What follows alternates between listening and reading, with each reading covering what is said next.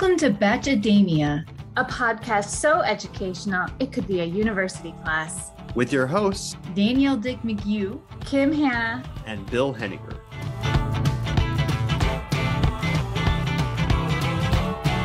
Welcome to Bachademia. We are about to have a snowy spring break, and I have Kim with me today. I said that Kim is the bee's knees, and then I thought about it. I was like, what does this phrase mean? Like, do bees have knees? Are they nice knees? Like, what? Do you know anything about this phrase, Kim? I feel like bee's knees is like 1920s slang when they were just drunk all the time and just made up stuff. Because I don't think bees have knees.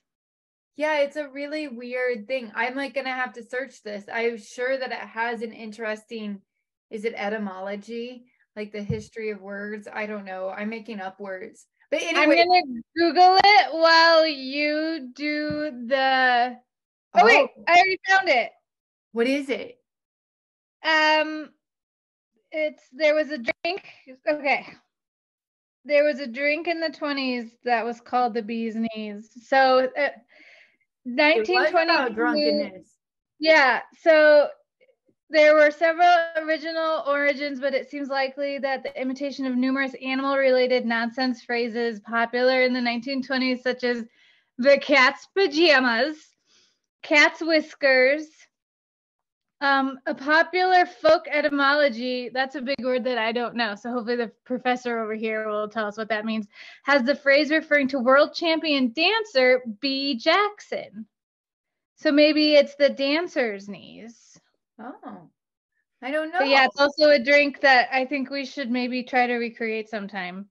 I'm just... Gin, lemon juice, and honey. Oh, the bee's knees. You all, this is already shaping up to be quite the educational episode. Look at us go. Thank God for Google. I've missed her. How's life, Kim? It's so good. It's very good. It's March. We made it through the worst of winter, although it sounds like winter's coming tomorrow again for us. I'm just settled in my house. I've not really done a whole lot in January. But spring, we're so close to like being able to be outside all the time, and I'm here for it. Oh, I know. Me too. I'm ready for sunshine and less work. So yes, I hope you can't hear my teeth chatter over the microphone because I'm so cheap that I keep my cold at a balmy 66 degrees. I also blame my childhood for that. So I'm like freezing in my basement right now, but I refuse to put on another layer. So you might hear my teeth chatter throughout the episode. Meanwhile, I have my house like set at 70 and a blanket on. I have a blanket. I have a blanket, but I'm chilly still. That's awesome. So I've got a fun question for us today to get going. Yep. Have you ever written or received a really cringy love note? I have not. I feel like any love note is a cringy love note. I've gotten some questionable text messages. Oh, that's good. I mean, maybe texts are the cringy love note of, I don't know, whatever, the 20s. Yeah. The 20s. Yeah. I definitely have gotten some creepy or, wow, we are not on the same page text messages. But no emails or handwritten. I love a handwritten letter. If anyone wants to send me a handwritten letter, I would read it and I would love it. But I have not received any handwritten love notes. So I can think of a particularly cringy one that I wrote after a breakup. Oh no. I'm so that you wrote. Yeah, I'm so embarrassed by it. Like, I don't know. I probably was maybe 18 or 19 and my boyfriend and I broke up and I really thought maybe we'd get back together, and I wrote him this really long letter. I don't know all that it said, but I bet that it was just full of sweet nothings, and it was desperate. No. It was desperate. And I think that I signed it in a really embarrassing way too. And, you know, it's like one of those things. Then like we met because we were living in the same towns. I like met and I like handed off this letter. And I remember driving away and being like, that was a bad idea. That was a bad idea. Too much vulnerability. I'm not going to get my feelings reciprocated here. Oh, so I hope that he burned it. You know, like I hope it's not in someone's, like a box in someone's basement somewhere. I hope it is. I applaud you for putting yourself out there. That's brave. You put yourself out there. You got hammered down, but you tried. You said, hey, fella. Hey, fella. Hey, this fella. is me. This is where I am. And then he went, yeah, no, okay, bye-bye. But I bet he didn't. I bet he just ignored it completely and you never heard from him again. Oh, maybe he never even read it. Like that. Maybe he didn't get it. Did you put it in his hands? I did. Unfortunately, No. I did. I don't know. It was really bad. Uh-oh. I think, you know, I don't know for sure. But you know that like that kid's book, like I'll love you forever, I'll like you for always. I think I might have signed the letter with that. How old are you? Like 18. Yo, it's been a long time, but yeah, I had lots of feelings. Did you text me his name? I want to look him up on the book of faith. No. You like want to see, do you have evidence of this letter? We want to read it on our podcast. I am obsessed with like when people are talking about someone from their past, I immediately am like, what's their name? So I can like Google them, and I like to have a mental picture of what they look like. Yeah. Actually, this is, you know, kind of related. My sister ran into an old friend of mine, but he was also like kind of my first boyfriend, like, you know, in 8th grade. And she ran into him at a party this weekend. And, you know, I haven't seen him in over like 20 years. So that's like a weird blast from the past. So yeah, the universe is trying to tell you something, Danielle. But it was not. He's not who I wrote the cheesy letter to. I probably did write a cheesy letter to him. Did you write him a letter? Probably. I wrote lots. I had feelings and I expressed them a lot in the form of letter in my teen years. Oh, see, that's where we differ, because if I liked someone, I would completely ignore them and be like super awkward and not engage with them at all, so that they would just like have no idea that I actually liked them. That's clearly worked for me for the last 25 years. So yeah. So no letters, more of a gazing from a distance, wishing they would realize that we would be perfect for each other. Do you think that Bill's written any cringy letters? Oh, 100%. Oh yeah, 100%. That's awesome. I wonder if he's written any to Elaine, because I feel like she would show them to us. Oh, we should ask.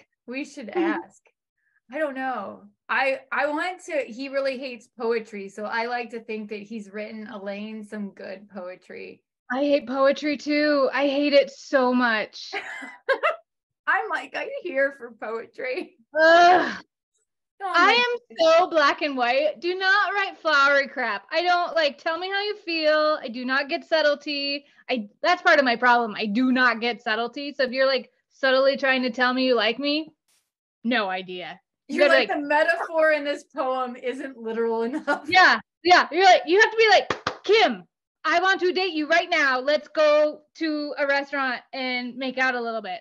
Great. Sounds perfect. But you can't you have to be very clear with me or I will not pick up on it. Oh, that's fantastic. Well, I want to talk more about cringy letters as we work through the episode. All right. Yes, because I have some comments about something that I texted you last night while we were watching it.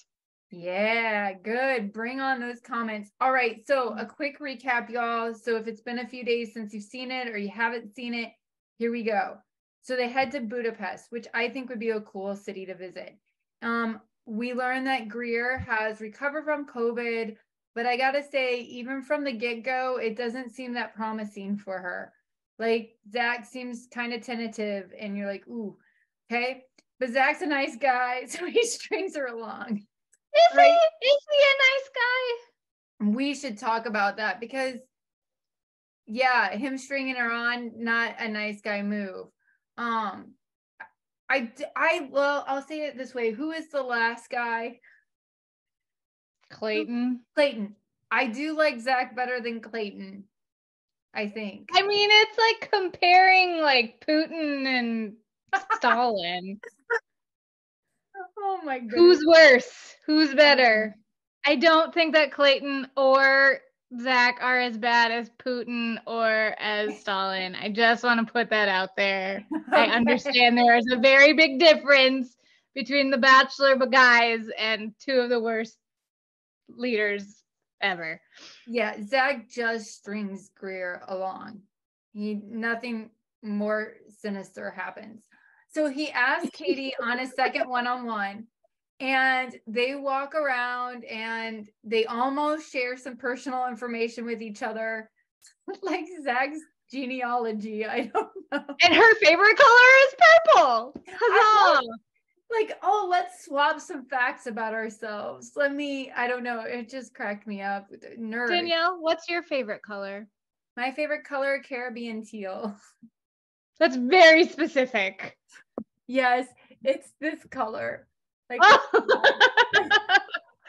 for our listeners, she just moved her camera to see the wall, the color of paint on her wall. It's my favorite color. It's a nice deep teal. It's like both happy and yet calming. It's joyful nice, but calming color, I think. I like it. How about you, Kim? I like 5 different favorite colors because that's why you love me. I also like purple. I think dark purple is one of the prettiest colors, and it is also very flattering on me because I have green eyes. I do not like pale purple or lavender, so I'm very specific on the shade. I also like blue, and I like yellow, and I like red. Hey, we know and orange. We know each other's favorite colors. We should get engaged. We know more about each other than we know about Zach right now. Absolutely, that is true. So after they exchange these random facts about each other that is not much at all, they write each other some love letters. And I have a lot of feelings about these letters because I just feel like they could be a little more specific. But anyway, that night, Zach describes himself as flabbergasted with Kaity, and I think that's a good thing in this context. And then Kaity talks about how men in her life have always left her. She shares a really powerful story. She cries, and then we learn nothing about Zach or his family. And he's not great about like empathy. No, well, so I think that he seems like a decent listener in the sense that he is quiet and he's paying attention. That being said, I can't always tell how empathetic his facial expressions are, and he kind of responds with these very generic responses. And I think like what gets me is that he does not reciprocate.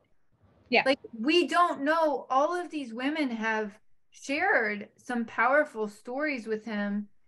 And I find it bizarre that he hasn't shared back. And I keep wondering, like, are they just cutting it out? But it seems like from a production standpoint, that if he had shared and reciprocated, that they would want to have aired that. So it seems very weird. It would make him look better if they showed that he wasn't a robot every once in a while. He definitely is the AI bachelor. But yeah, so this happens somewhere along the way. I don't remember where in the episode. Greer does fly back to Budapest and then promptly gets dumped. And I know that you have some thoughts on that. So we will get to that. They announced the group date, and we learned that Brooklyn is going to get the one-on-one. At this point, Kat is really just spiraling. They go to see a mentalist, which I thought was such an interesting date. I mean, so I wasn't quite sure what a mentalist is, but it's basically a psychic magician. There was a lot of emotional labor required to attend this date. Women disclose all sorts of things about themselves, and once again, Zach does not. But Gabby does say, "Holy shiitake mushrooms," and so I keep watching. Yep. Gabby then does end up getting the group date rose. At this point, I'm actually really worried about Brooklyn's fate, because at some point he described her as a real cowgirl, and I don't know much, really anything about Zach, but I will tell you this, he doesn't really come across as a cowboy. So, when she got the one-on-one and she was so excited about it and Kat was spiraling, I was like, ooh, girl, like, I don't know that I think it's a good thing that she got the one-on-one. But anyway, they take a bath together. Again, there's lots of group bath dates on these episodes. And then at dinner, Brooklyn explains how important her family is and how she would only be inviting Zach to spend time with her family if she was really sure about him. And at this point, Zach can't breathe, and so he needs to go take a walk and stare pensively at Budapest skyline. And then he comes back in and he dumps Brooklyn. So then it's rose ceremony time, and it's kind of clear that Kat is going to go home. She's not sure about things, and if there's anything I am sure about, it is that if anybody is wishy-washy, Zach will let them go. So Yeah. we see a super cute take of, was it Kaity and Ariel at the end? Yes, it was awesome. I think that was my favorite part of the whole show. It was my favorite part too. It was so fun. And so we have this like wonderful little clip, and then we see some previews that suggest that Zach doesn't want to have sex in the fantasy suites, and that families are, shockers, skeptical of the entire bachelor process. So that was Monday night in a nutshell. So my first question for you, Kim, is, have you been shocked by anyone that's been sent home? Not really.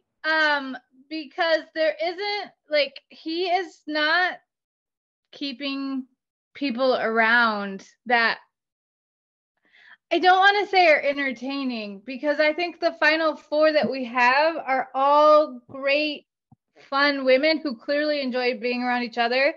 But he's been so adamantly anti-drama that there hasn't been any like buddy that he's kept around that everyone else hates. Like, he got rid of the Mandrell girl like immediately after she started causing problems. The whole idiotic Instagram followers debacle of 2023 with Anastasia, he got rid of her right away. Like, he just doesn't keep people around that emote any sort of, I might make your life a little bit challenging, maybe once a month. Like, he just gets rid of them before there's any chance of any really getting to know if it was just like a one-off thing. Like the Instagram thing, they all have Instagram followers. It was probably like a side comment about, because they have a lot of time to just like sit around and stare at each other. So yeah. See, I appreciate his decisiveness, and I don't, in some ways, like, I wouldn't mind that he was letting all these people go if he just is like, nope, I'm going to take a stand, no drama. That's that's kind of an interesting thing. My problem is that then I want to see him creating these like really amazing connection with the women. And I don't think that it feels like he is, because it doesn't seem two-sided, because he's never sharing. Like, they're getting vulnerable with him, but he doesn't seem to be getting vulnerable at all. Do you think he comes from such a normal background and such a normal family that he just doesn't have anything? I mean, I feel like everyone has something, even if you come from the most normal, great family on the history of the planet. I feel like there's something there that you could talk about that. And didn't he talk about in last season, like, didn't he, like, we don't really know much about him from last season either, except that he lost a lot of weight, right? That's like his personality trait.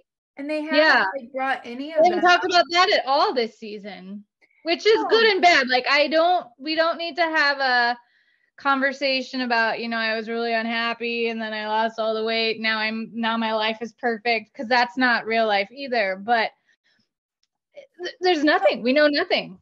Do his parents like each other? Did his dad ever like leave him at a baseball game and like remember halfway home, oh crap, I left my kid at a base? Like, nothing. We have no stories about him. And that's the thing, like, he doesn't need to like reciprocate by like sharing his own traumas. He just like needs to reciprocate by, or like when he says, oh yeah, like I've had really challenging relationships too, or like I was really hurt in the past. Give me some details. Right. Yeah. So what did you think about this Greer thing? I thought they did her so dirty. Like, we've joked about how it was clear that they didn't like Logan on Gabby and Nicole Rachel's season, because like when he got COVID, they sent him home. He did not get any camera time, nothing. So she gets COVID. Did she have COVID did she get COVID when they were still in London? So did she have to quarantine in London, or did she get it when they were in Estonia and she had to quarantine in Estonia? We don't know, because they didn't talk about it. But then they make her come to Budapest, and then get humiliated by him again for no purpose. Like, he could have done that over Zoom and not brought her to Hungary. Like, maybe if they hadn't had to buy her plane ticket, they could have afforded to do more fun stuff in Budapest besides sit around in tubs all day. Like, what is the day budget for this country? They did nothing. Like, Budapest is a really fun, cool city, and they did nothing. Well, these dates were boring. I think that's the thing, is that the moment that they let her come back, she had to have gotten her hopes up. Yes. And otherwise she would be like, well, they sent Logan home, so they didn't send me home. So maybe there's a chance. And then he brings her, and then she cried, like, but also her reaction was a little bit more than it needed to be. Like, the heaving, crying, and the makeup all over her face. It's not like you've been in a 4-year relationship and you were 2 minutes from getting married and he broke up with you. Like, you've been on 2 dates, maybe? So the whole thing seemed very engineered, and I didn't like it. Yeah, I agree. So the only person that I feel like has been sent home that I've been a little shocked by was actually Jess. Oh, yeah. I was surprised when he sent Jess home, only because I felt like she was someone that I could have imagined making it closer to the end. And so that was a little bit surprising for me. And his reasoning wasn't it like she was upset because she didn't get a one-on-one, because she needed to have that time with him to get to know him, and he sent her home because she was complaining that he didn't know her well enough because he didn't give her a one. They were making up stuff to get her off the show, I think. That felt like the first time, like, that I really felt what you mentioned earlier, which is, he hit any sort of conflict, and his response, rather than working through that conflict with them, was to be done. And I think that that's really interesting, because didn't him and Rachel have like a pretty decent conflict too, and then he sent himself home? Yep. I don't think the man can handle conflict. So good luck with your 2-minute engagement, if we even get one. Yeah, fascinating. I saw a really funny thing on Instagram where he's about to send somebody home because he makes the same face. And then they showed a slideshow of his face right before he sends. And it is the exact same facial expression every time. It's awesome. That is awesome. Oh, our nonverbals, they give us away sometime. So much. I have a question. How much do Yes. you think two people need to know about each other before getting engaged? I think they need to know last names. I think they need to know food allergies, favorite colors, what side of the bed you like. If you have a uncle that is gonna be creepy and come by the house a lot asking for money, some of those things are probably important. Do you think that the women like Zach because they like him and they like know him? Or do you think that it's just because he's the bachelor and they're competing? You know how sometimes if you don't know if you're going to get something and you want it, it makes you want it more? I feel like a lot of that's happening here. Well, they keep talking about how he's so wonderful and he's such a great guy. And I keep waiting for us to see examples of that. And we don't really see, I haven't really seen a lot of examples where he goes out of his way to be like again, we don't see everything. And maybe when the cameras aren't rolling, he's like this really neat, really nice guy. But we're the audience, we're the important people in this relationship, and we have no idea what's going on. Yeah, I don't find that he's like particularly jerky. Like, I don't think he's a jerk. Yeah. I also don't find him particularly like affectionate or particularly. He's a non-entity. Yeah. Like, yeah, does he hold hands? I guess he holds hands sometimes. Well, I do think like he kisses a lot. Yeah, I think that there's like some physical affection there, but like in terms of, again, like he'll express how much he likes people, but a lot of times the things that he says to them and they say back to him are so vague, right? Yep. Maybe with Ariel, he's been a little bit more specific about what it is that he finds interesting about her, but I don't know. He seemed a little nervous when she started describing her family, though. Like, I can't wait to see him around her Eastern European family next week. Like, bring it on. This is going to be awesome. Do you have any predictions about all this sex stuff? Did you see it coming?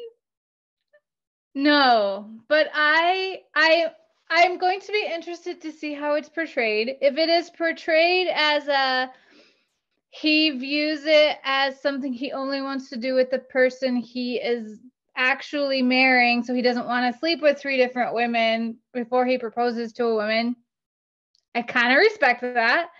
But if he doesn't tell any of the women that he will not be sleeping with them until they get to the room, I don't like that. Like, if this is something he springs on them after their fantasy suite date, but before they go to the actual fantasy suite, that I don't like that for him. I don't like that choice. But if he's upfront with them and he's very clear from the beginning of each of their one-on-one dates for those nights and says, hey, you know, I don't want to cheapen what I have with my future fiance, because we know they probably won't actually get married, but what, you know, like, I want to wait. I only want to sleep with the person that I'm going to be with at the end of the show. But he has to be open about it at the beginning. If he waits until they're in the hotel room, that's awful. Well, and you would hope that we like it too, and we don't want to be like blindsided. Well, and I would hope that it would be a good conversation between, you know, 2 people explaining like, hey, this is why this decision is important to me. Like, how do you feel about that? Mm-hmm. Like, yeah, I'm really kind of fascinating. I'm really kind of fascinating. You are fascinating. Well done. Fascinating. Way to be aware of who you are as a person. I didn't necessarily see that coming as a plot line for this season. And so Yeah. I do think that though they are trying to play up that Zach's just a good guy. And I don't know if purity is part of one's goodness. And we're going to see that play out. It's not. It's not. I'm just like, I don't know. It's so well, and purity, like, is he? I feel like if he was a virgin, which I hate that word, that's not a real thing. But if he was a virgin, they would have been playing it up all season long. Yeah. So he's clearly like. Well, and I do think that that is interesting that somebody might make the choice for a reason that's different than virginity, or a reason that's different than necessarily their like religious convictions or something like that. And so I do find it interesting in some ways that he might make this decision. I wonder if it is so kind of tied to this like larger like morality or connection of goodness in a way that I have some skepticism around. So, Yeah. All right, do you got a wild card for us, Kim? I do. So That laugh. I know, I'm sorry, I set you up. So my first, I have a question before we even really get started on my wild card. Did they, like, you've been watching the show a lot longer than I have, and granted, when I started watching it, we were at a hotel at the La Quinta in New Mexico for like 5 years. But do they only go to Europe when they, or like the Caribbean or Mexico when they leave Los Angeles, or do they actually go other places too? Like, have they ever been to South Africa or another African country, or do they go to India or any of the South Asian countries, or is it strictly like Europe or the Caribbean? That's a great question. Bachelor Data should take this on. That would be a great thing to look at what regions they've traveled to. I think that they've been to more diversity of places than just like those like 2 or 3. But I also don't know that I can think of I don't know that I think they've gone to any African countries, or yeah, I think a lot of different Asian. Yeah. Because I would audition for The Bachelor if I thought I could go on an African safari, 100%. But what I have noticed, because we have basically, in my long 3 years of watching this show, can you believe it's only been not even 3 years, because we're just coming up on the 3rd anniversary of the beginning of what the heck is going on in this worldness.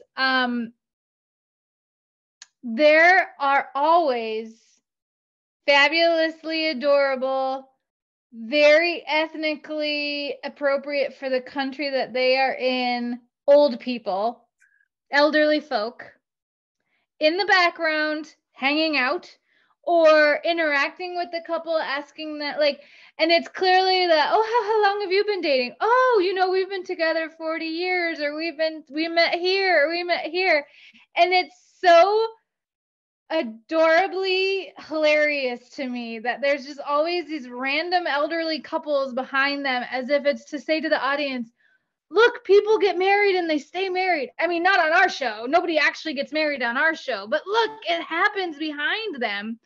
And then my ultimate favorite thing happened, this whole season happened, this episode, when Brooklyn and Zach are in the giant bathtub.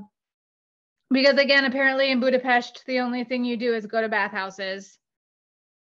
This guy is like floating on they're having a conversation. And then this guy just like floats on his back behind them. And it's just like his head is above water. And it's just like this random guy just float. It made me laugh so hard, because it's always like the weird, like, and I shouldn't say weird, but like the planted naked couple in Estonia when they were in the sauna, and it was clearly like that I don't actually think they were naked, but they did the bars to make it look like they were naked, and then they were just hanging out in the sauna with them.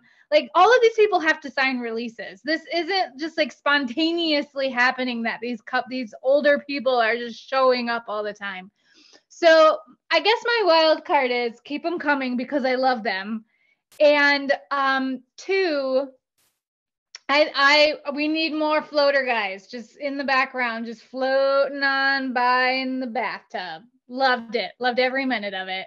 Absolutely. It's got some like Bachelor in Paradise energy. Well, if they would ever do the freaking Bachelor Seniors show, which they've been casting for 2 years, and I don't think it's ever actually gonna happen. That's who they should have on that, not like 50-year-olds. There should be no one under the age of like 65 on Bachelor Senior, and none of them should have ever or could ever be like in a Mr. and Mrs. America pageant. Like, I want real looking 70-year-old people, men with like scary eyebrows and no hair coming out of their nose. That's who I want to see all the time, because that's amazing. I just think that it's funny the way in which, I think you're spot on, that they do this as a way to persuade us that these relationships are real. Look, they're certified by a couple that's been married for 40 years who could just see the real love in their eyes as they were rolling through Budapest. That and the couple that they met who are playing chess in the bathtub. I shouldn't say bathtub. It's like a giant pool, but it's a bath. It's a Hungarian bath. They're at a bathhouse. They're playing chess. Love it, love it. But they were like, they probably looked like they were in their 60s or 70s maybe, and they were like, yeah, we met here 25 years ago and we've been married ever since. And so it's like, so should I just go to this? Maybe I should go to Budapest and just hang out in this giant bathtub at this bathhouse, and maybe I will meet my soulmate and I will get to become one of the old European people in the background in like 30 years. And if that is what my life trajectory should be, all in. Let's do it. You never know unless you try it. I know. I also do think that they use it as like evidence. You're right. Like the ethnicness of the people that they choose is like, here is evidence that we are really in Budapest, and this is not just a green screen. We're not backlit. We didn't hire all of the Ukrainian immigrants in LA to come and say they're Hungarian. That's not a thing we did. No, I mean, I don't know about Estonia because I've never been there, but they were in London. I mean, they legit were in London, but maybe it's all AI generated images. Maybe that's why, we're all like horrified that they like put Greer on a plane back to Budapest, but like in actuality, they all are just in the mansion the whole time. That's true. Green screens. I mean, I don't know. I'm like, here's something else. Folks. It is a simulation. And here's something I learned today. Also, I watched an interview that Zach gave. He's like, yeah, when we're out filming in the different places, we take a day to do the one-on-ones, and we take a day to do the group date, and then each place we do a day of shower filming. So that's why there are so many scenes of him showering this season, because they're literally taking B-roll of him in the shower every day, so they can intersperse it in with the filming, because I think there's not enough action going on, so they're trying to fill it with pictures of him in the shower. Oh, y'all. Investigative journalism. Not really. I just watched a video on Instagram, but it's crazy. How much would you all hate me as a friend if I just started taking like B-roll of myself showering and posting all of the time on Instagram? It's like Danielle's feet in the water. It's like Danielle's elbow in the shower.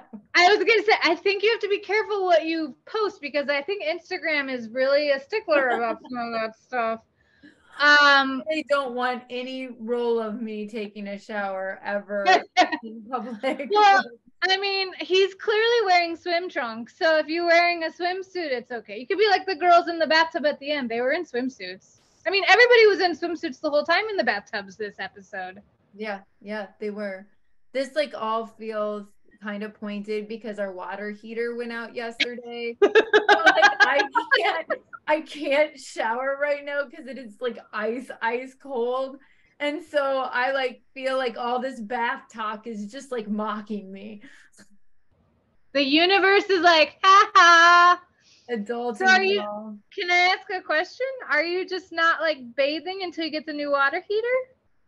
Well, probably gonna have to give in. It's only been one day that I haven't showered. So I took a bath yesterday. Okay. But then our water heater went out, we think last night, and we thought we got it back on actually. So we thought it was just our pilot. So yeah, you gotta reset it. This morning I went to go take a bath and it was all ice cold water again. So then we did turn it on again. We're actually trying to warm it up to see if maybe we can get the kids in the bath tonight. But if not, we do have people coming to our house tomorrow. I hope they can either like fix it well enough that until we get a new one in, we can have some hot water. If not, our parents are going to see a lot of us. I was gonna say, don't your parents live down the street? Just yeah. So I mean, come Friday, if I don't have hot water, I will be at my parents or suddenly join a gym or something.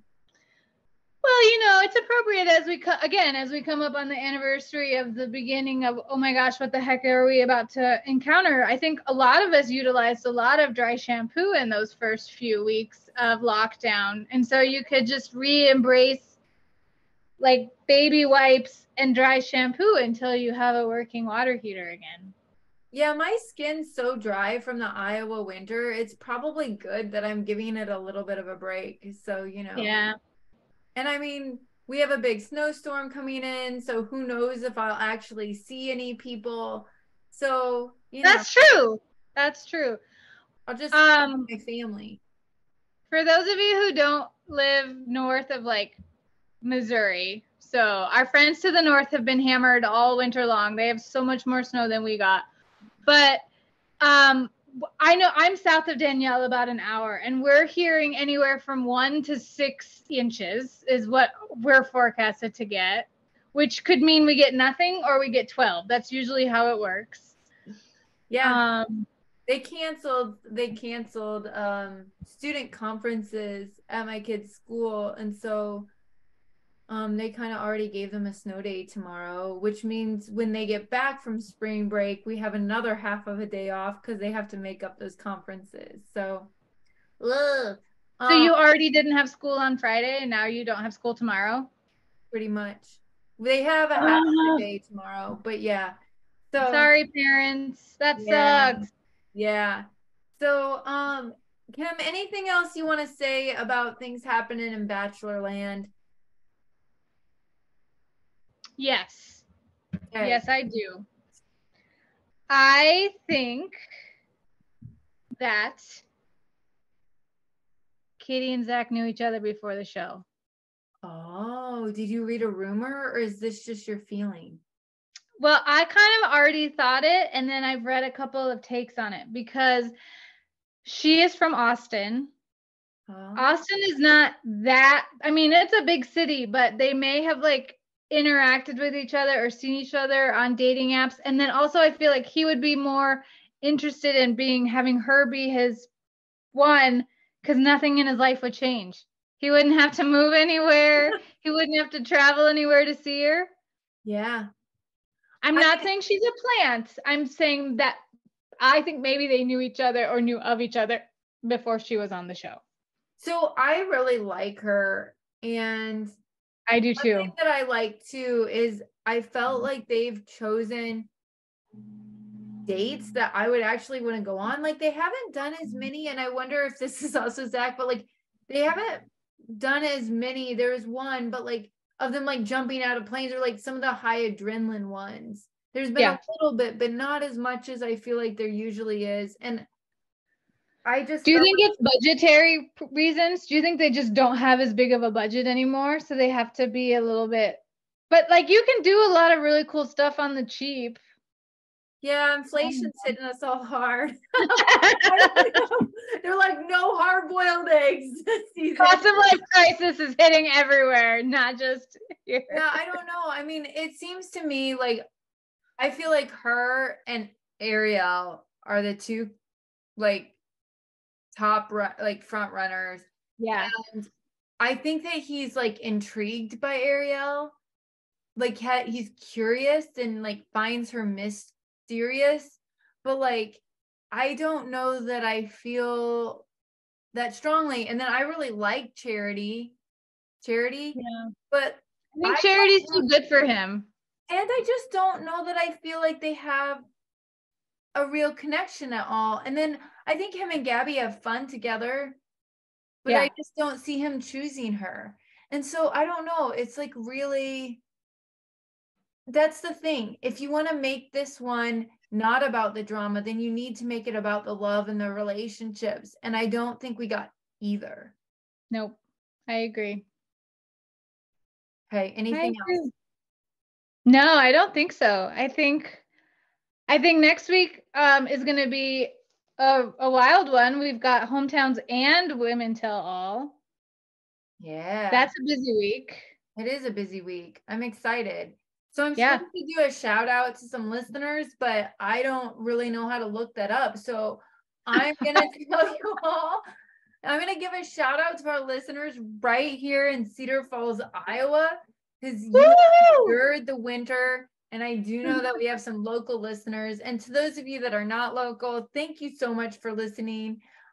This is such a blast for Kim, Bill, and I. It's just, it adds a little levity to our lives. So thanks for listening. Yep. Bye. Woohoo.